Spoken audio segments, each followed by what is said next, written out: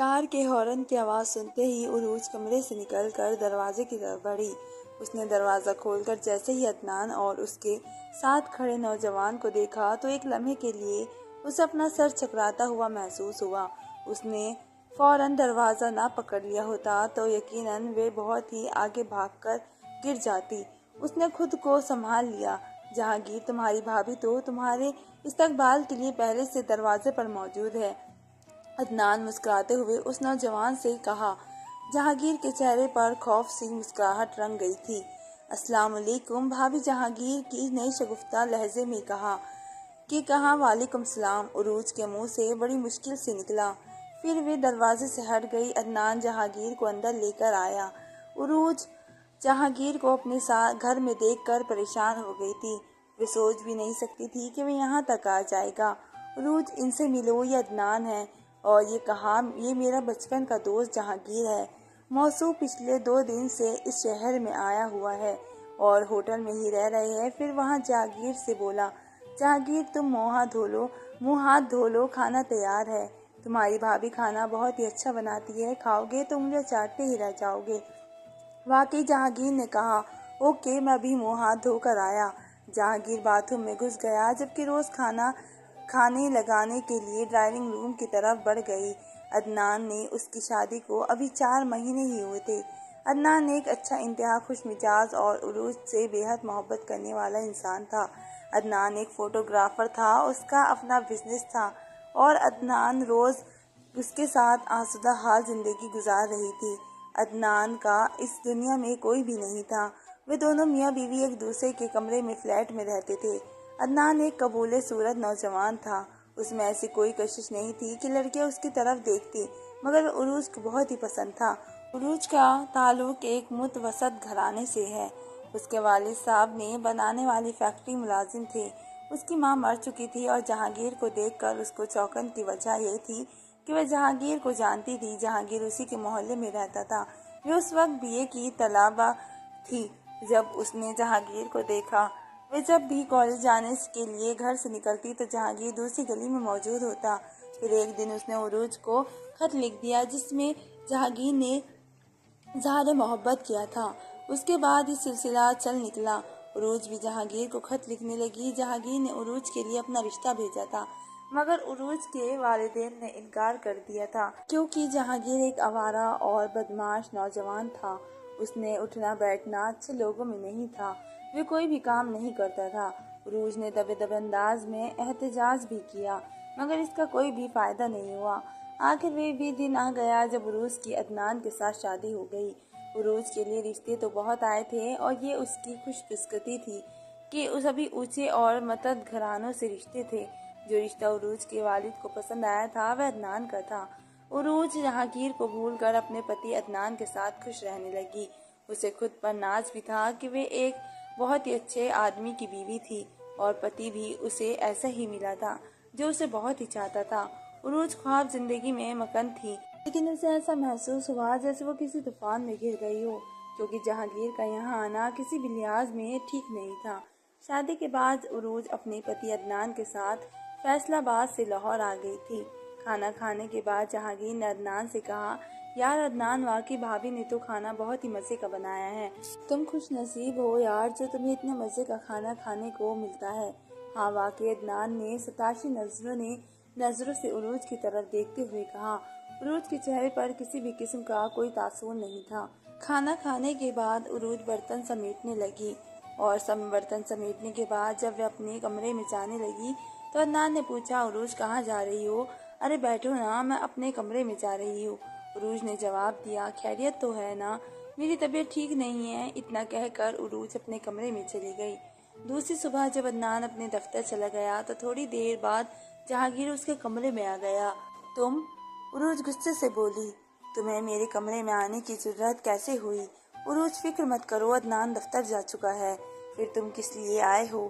جہانگیر کرسی پر بیٹھتے ہوئے بولا، میں تمہیں شادی کی مبارکباد دینے آیا ہوں۔ تم تو مجھے بھول چکی ہو عروج، لیکن میں تمہیں نہیں بھول سکا اور میں آج بھی تمہارے فراق میں جل رہا ہوں۔ عروج کے حسین چہرے پر غصے سے تاثر جا رہے تھے اور وہ غصے سے بولی، بکواس مت کرو اور میرے کمرے سے نکل جاؤ۔ ورنہ तुम्हारे लिए अच्छा नहीं होगा। तुम मेरा कुछ नहीं बिगाड़ सकती। और जहांगीर ने कह लगाते हुए कहा कि तुम्हें वे अपने प्यार भरे खुदों से याद होंगे जो तुमने कॉलेज के ज़माने में मुझे लिखे थे। क्या मतलब? उरूज लर्जी लहजे में बोली। उसका दिमाग सोने होने लगा था, दिल की धड़कनें बेताब होने लगी थी, अनजाने संदेश उसके दिल में कसमसा आने लगे थे। अगर वे खत तुम्हारे पति अदनान के हवाले कर दूं तो जानती हो क्या होगा? वे इससे जायजा लहजे में बोला। उरूज ने कोई जवाब नहीं दिया। उसका जिस्म सुन गया।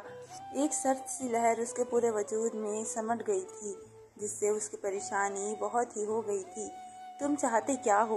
क्यों मेरी जिंदगी बर्बाद करने पर तुल गए हो? उरूज, अगर तुम चाहती हो कि वो खत अदनान के हवाले ना करूं तो तुम मुझे हर महीने 10,000 देती रहो।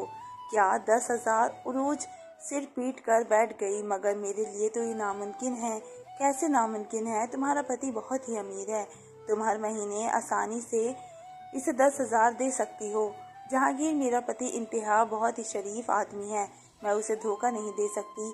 क्या ये तुम्हारा आखिरी फैसला है? हाँ, तो फिर ये खत जल्द ही अदनान के हवाले कर दूंगा। ये सुनकर उरूज का दिल दहल गया। उसने धीरे से कहा, वे मेरी जिंदगी का आखिरी दिन होगा। जहांगीर, ज्यादा जज्बाती मत हो। उरूज जहांगीर उठते हुए बोला, तुम अच्छी तरह सोच लो, फिर अपने फैसले पे से मुझे आगाह करना।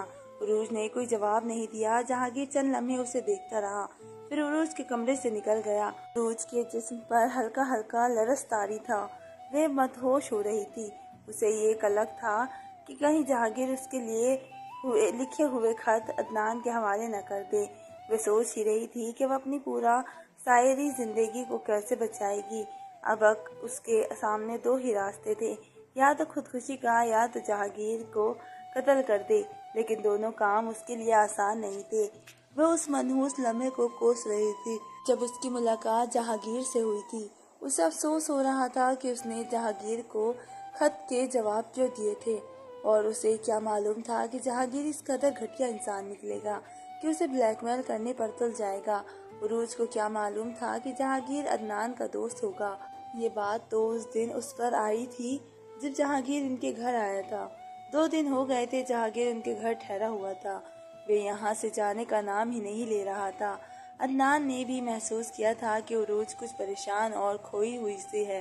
वह हैरान था कि उरूज को एकदम से क्या हो गया है। 1-2 बार अदनान ने उरूज से पूछने की भी कोशिश की थी, मगर उरूज हर बार टाल देती थी। उस दिन जहांगीर किसी काम के सिलसिले में बाहर गया हुआ था, इसलिए दफ्तर से आते ही अदनान ने उरूज से मोहब्बत से पूछा, उरूज, तुमसे एक बात पूछनी है। अदनान ने कहा, जी कहिए, क्या पूछना है? उरूज ने मुस्कुराते हुए कहा, क्या तुम मुझसे मोहब्बत करती हो? अदनान ने कहा, ये आप क्यों पूछ रहे हैं? आप हैरानी से बोली। उरूज हैरानी से बोली, इसलिए कि मैं गुजरता 2 दिन से तुम्हें परेशान देख रहा हूँ। ऐसा लगता है जैसे तुम्हें कोई फिक्र लहक हो गई हो। तुम बैठे बैठे कहीं खो जाती हो। मुझसे तुम्हारी ये परेशानी देखी नहीं जा रही। आखिर क्या बात है जिसने तुम्हें इस कदर परेशान कर रखा है? कुछ भी नहीं। उरूज ने मुस्कुराने की नाकाम कोशिश की थी। शायद आपको वहम हो गया है। तुम्हारा ये जवाब मेरे लिए बैर से इत्मीनान नहीं है। अदनान ने कहा, बताओ क्या हुआ है? दरअसल मुझे बाबा की बहुत ही याद आ रही है और उनसे बहाना बनाया था, तो फिर उसमें परेशान होने वाली कौन सी बात है? अदनान ने मुस्तकबिल सांप की तरह अपने बिस्तर पर लूट रहा था और उसे उरूज पर बेहद गुस्सा आ रहा था। उसने उरूज से खुद खत के बदले हर महीने 10,000 की बात की थी, मगर उरूज ने उसका मुताबला मानने से इनकार कर दिया था। अब उसके पास कोई और चारा यही था कि वह उरूज के लिखे हुए खत अदनान के हवाले कर दे, मगर उसका कुछ भी फायदा नहीं था, क्योंकि वह उसे खुदकुशी की धमकी दे चुकी थी और अपनी उस धमकी पर अमल भी कर सकती थी। मगर जहांगीर ऐसा नहीं चाहता था, क्योंकि उरूज की खुदकुशी करने की वजह से वह अपने मकसद में कामयाब नहीं हो सकता था। उसका मकसद कुछ और था। शाम की चाय पीने के दौरान अदनान से जहांगीर ने कहा, जहांगीर, मैं कल इस्लामाबाद फोटोग्राफी के लिए जा रहा हूँ, तुम भी चलो। क्या भाभी नहीं जा रही है? उसने इस्तफामिया अंदाज में पूछा था। वे भी जा रही है? और अदनान ने उरूज की तरफ देखते हुए کہا پھر تو میں تمہارے ساتھ نہیں جا سکتا کیونکہ میں نہیں چاہتا کہ تم دونوں کی تفریح میں خلل کروں۔ یار ایسی کوئی بات نہیں، عدنان نے ہنس کر کہا۔ پھر اس نے عروج کی طرف دیکھا۔ تم کہو نا جہانگیر سے یہ بھی ہمارے ساتھ اسلام آباد چلے، تمہاری بات ضرور مانے گا۔ عدنان نے کہا تھا۔ عروج گھبرا گئی، اس کی زبان گونگی ہو گئی تھی۔ اس نے بڑی مشکل سے کہا کہ آپ بھی ہمارے ساتھ چلے۔ اوکے، اب انکار نہیں کیا جا سکتا۔ جہانگیر نے ہتھیار ڈال دیے۔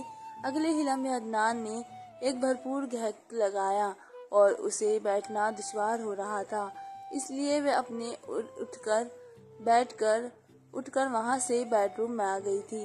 اسے جہانگیر کے ساتھ اسلام آباد جانا بالکل بھی پسند نہیں تھا، مگر وہ اپنے پتی کے ہاتھوں مجبور تھی۔ وہ تو جہانگیر سے بات تک نہیں کرنا چاہتی تھی۔ دوسرے دن وہ دونوں اسلام آباد چلے گئے۔ عدنان نے اسلام آباد میں فوٹوگرافی کرنی تھی۔ اسلام آباد میں ایک فلم کی شوٹنگ ہو رہی تھی اور اس نے ایکس بندی کے دوران تصویریں بنانی تھی۔ اسے بہت ہی معقول معاوضہ ملنا تھا۔ مختلف رسائی والے بھی اسے ماڈلنگ کے دوران تصور بنوانے کے لیے رابطہ کرتے رہتے تھے۔ اس کی مانگ بہت تھی کیونکہ وہ فوٹوگرافی بہت ہی اچھی کرتا تھا۔ اسلام آباد میں بھی عدنان کا ایک چھوٹا سا فلیٹ تھا۔ وہ جب بھی اسلام آباد آتا تو اسی فلیٹ میں ٹہلتا تھا۔ جہانگیر کا ان کے ساتھ ہونا عروج کو بہت ہی عجیب سا لگ رہا تھا۔ جب وہ وہاں سے تفریح کے لیے جاتے جہانگیر ان کے ساتھ ساتھ ہوتا۔ انہیں اسلام آباد آئے ہوئے 2 دن ہی ہوئے تھے، ابھی عدنان کا کام شروع نہیں ہوا تھا۔ پھر جب عدنان کا کام شروع ہوا تو جہانگیر عدنان کے ساتھ ہی ہوتا۔ وہ کوئی بھی رسک نہیں لینا چاہتا تھا۔ پھر اس کے دماغ میں جو منصوبہ پرورش آ رہا تھا اس کے مطابق اس کا جاننے کے ساتھ عدنان کے ساتھ ہر لمحہ ہونا ضروری تھا۔ وہ موقع کی تلاش میں تھا۔ موقع ملتے ہی وہ اپنے پلان پر عمل کر دے گا۔ انہیں اسلام آباد آئے ہوئے ابھی 1 ہفتہ ہی گزر چکا تھا۔ فلم کی شوٹنگ بھی ختم ہو چکی تھی۔ عدنان اپنا کام مکمل کر چکا تھا۔ اس دن دوپہر کے 2 بج رہے تھے۔ وہ تینوں سیر کے لیے پہاڑی مقام کی طرف نکل پڑے۔ مسلسل 2 گھنٹے وہ پہاڑی علاقے میں گھومتے رہے۔ آسمان پر بادل چھائے تھے۔ بلند والا پہاڑ انتہائی خوبصورت اور قدرت کا حسین شاہکار لگ رہے تھے۔ عدنان نے چند ایک مناظر اپنے کیمرے میں قید کر لیے تھے۔ چلتے چلتے عروج بہت ہی تھک گئی تھی، اس لیے وہ نڈال ہو کر نیچے بیٹھ گئی۔ عدنان اس کے قریب آیا اور وہ کہنے لگی کہ عدنان میں بہت ہی تھک چکی ہوں۔ عروج نے ہکلاتے ہوئے کہا، اور مجھے مزید چلا نہیں جا رہا، بس تھوڑے سے قدرتی منظر کیمرے میں قید کرنے ہیں۔ عدنان نے کہا تھا۔ پلیز عدنان، آپ تصویریں بنا لیں، عروج اجازت سے بولی۔ میں یہاں پر بیٹھی ہوں۔ اوکے، کہیں نہیں جانا۔ پھر اور جہانگیر دونوں ہمارا کرد جوان نے وہ منظر کیمرے میں قید کرنے لگے۔ تصویریں بناتے بناتے وہ دونوں بہت ہی دور نکل گئے تھے۔ جہانگیر، دیکھو کتنی حسین اور دلکش جگہ ہے، عدنان نے ایک طرف اشارہ کرتے ہوئے کہا تھا۔ میں ذرا اس جگہ کی تصویر بنا لوں۔ پھر عدنان تصویر بنانے لگا۔ جس جگہ عدنان کھڑا تھا اس سے آگے بہت ہی گہری کھائی تھی جس میں سنگلا چٹانیں منہ کھولے کھڑے تھے، اور یہی وہ لمحہ تھا جب جہانگیر اس والے پلان میں کامیاب ہو سکتا تھا۔ اچانک جہانگیر نے عدنان کو کھائی میں دھکا دے دیا۔ عدنان چیختا ہوا اس گہری کھائی میں گرتا چلا گیا۔ آہستہ آہستہ اس کی چیخیں بہت ہی دور جا رہی تھی۔ وہ اپنے پلان میں کامیاب ہو چکا تھا۔ عدنان کو قتل کرنے کے بعد وہ عروج سے شادی کر کے اس کی دولت ہتھیانا چاہتا تھا۔ عدنان کی موت کے بعد ساری دولت کی وارث سروجی تھی، ساری دولت کی مالکن عروج تھی۔ وہ واپس پلٹا اور اس طرف دوڑنے لگا جس طرف عروج بیٹھی ہوئی تھی۔ عروج کو وہاں بیٹھے کافی دیر ہو گئی تھی مگر عدنان واپس نہیں آیا تھا۔ آج انہیں رات واپس لاہور جانا تھا، ابھی اسے سامان بھی پیک کرنا تھا۔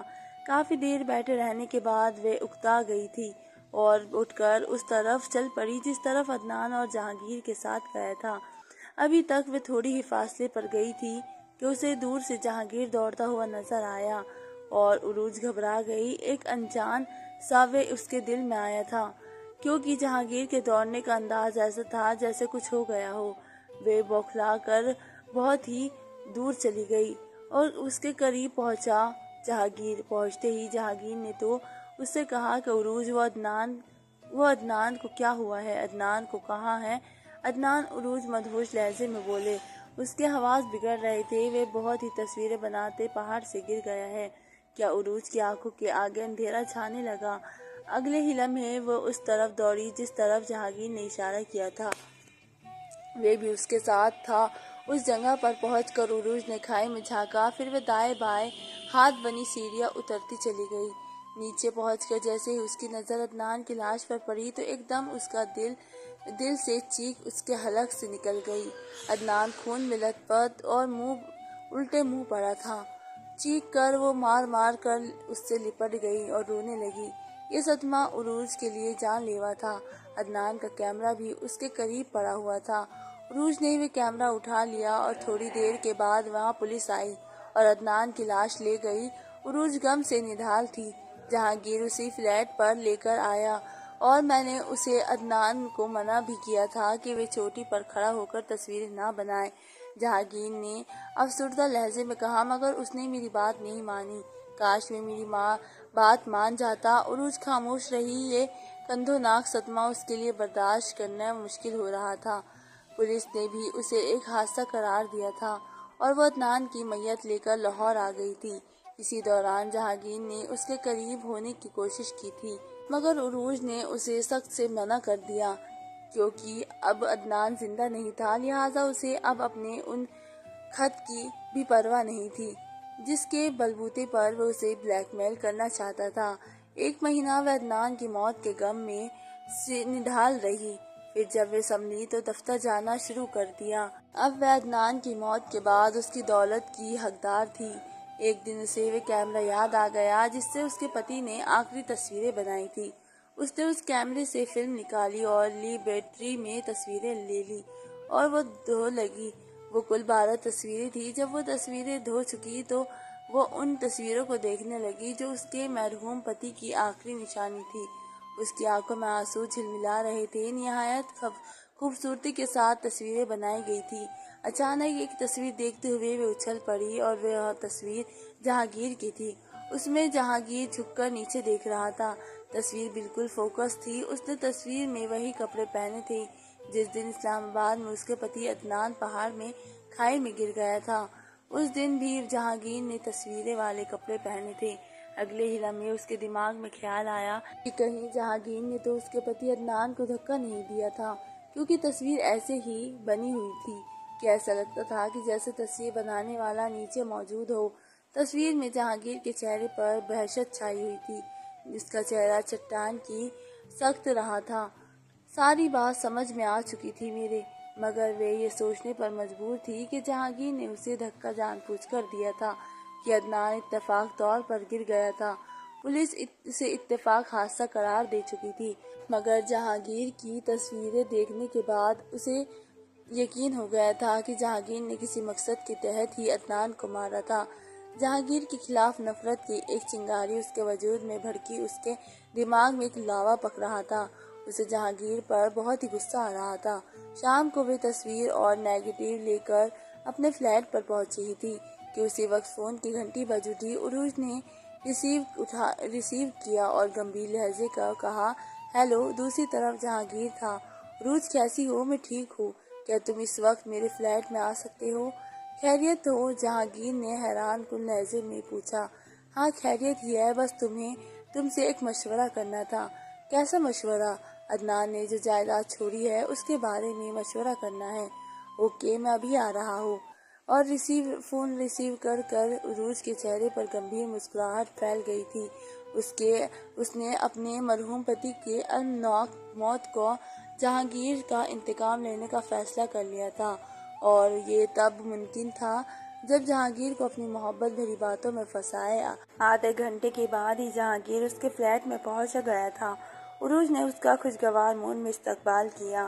سرشار ہوتا جا رہا تھا۔ عروج اسے اپنے بیڈ روم میں لے گئی۔ عروج میں حیرت سے دیکھا کہ تمہارے انداز میں ایک دم تبدیل۔ وہ حیرت کے ملے جھلے لہجے میں بولا تھا، جہانگیر، اس بھری دنیا میں تنہا رہ گئی ہوں۔ وہ اس کے قریب بیٹھتے ہوئے بولی، آخر کب تک تنہا رہ سکتی ہوں؟ کسی نہ کسی سہارے کی تو ضرورت تو مجھے پڑے گی ہی۔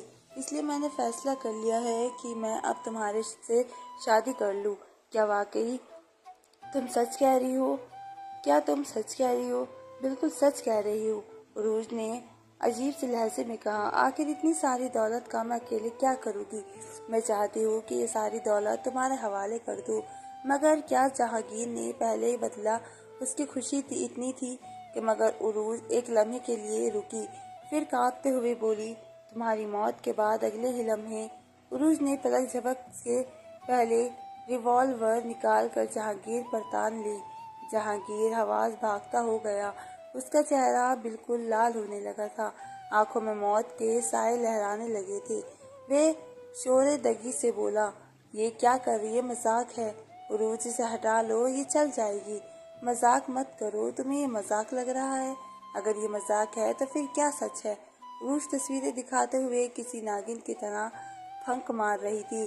اس نے میز پر سے تصویریں اٹھائی اور اس کے منہ پر دے ماری۔ جب جہانگیر نے تصویریں دیکھی تو اگلی لمحے اس کے چہرے پر کئی رنگ آ گئے تھے اور وہ تھوک نکالتے ہوئے بولا، یہ تصویریں تو میری ہے، تم نے عدنان کو مارا ہے، تم ہی اس کے قاتل ہو۔ عروج فنکا میں آج تمہیں زندہ نہیں چھوڑے گی، تم نے میرا سہاگ اجاڑ دیا ہے، میری ہستی بستی زندگی تباہ کر دی ہے۔ کیوں؟ بولو، کیا تم نے ایسا کیا بگاڑا تھا عدنان نے تمہارا؟ عروج غصے سے چیختے ہوئے بولی۔ عروج میری بات تو سنو، جہانگیر نے آگے بڑھتے ہوئے کہا۔ خبردار، اگر ایک بھی قدم آگے بڑھایا تو اچھا نہیں ہوگا، میں تمہاری کوئی بھی بات نہیں سننا چاہتی۔ عروج داڑھی تھی، عروج بہت ہی غصے میں تھی، اس سے بے تشار کہ عروج ٹریگر دباتی اسی وقت جہانگیر نے اور بھی منود کہ اس کے ریوالور ہاتھ سے جھپٹ مارا۔ ریوالور عروج کے ہاتھ سے نکل کر دور جا گری۔ عروج حلق کے بل چیخی۔ جہانگیر نے عروج کو پکڑ لیا اور وحشت زد لہجے میں بولا، مجھے پہلے ہی پتہ تھا کہ تم یقیناً چال چل رہی ہو۔